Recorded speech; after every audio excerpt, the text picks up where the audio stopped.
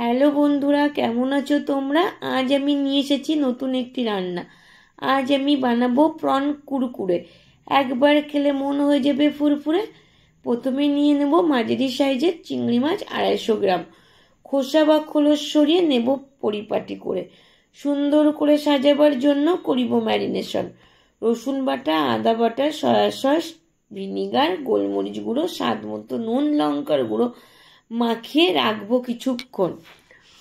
অন্যদিকে একটা পাত্রে ময়দা ও কর্নফ্লাওয়ার মিশিয়ে অন্য একটি পাত্রে ডিম ফাটিয়ে নেব কিছুক্ষণ। তারপর ব্রেড দিয়ে নেব ব্রেড স্ক্রাম রেডি করে। চিংড়ির কয়েকটা চিরিয়ে নেব সময় ধরে, যাহাতে ভাজার সময় চিংড়িগুলো থাকে লম্বা হয়ে। ময়দা কর্নফ্লাওয়ারে কোট করে নেব ডিমে চুবিয়ে। ব্রেড ক্রামসে কোট করে নেব সব রেডি করে।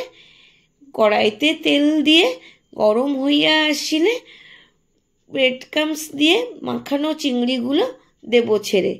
এইভাবে 2-3টি করে ভেজে নিলেই তৈরি হয়ে যাবে আমার কুরকুরে প্রন। এইভাবে বানিয়ে দেখো বন্ধুরা, জানিও আমাকে কমেন্ট করে।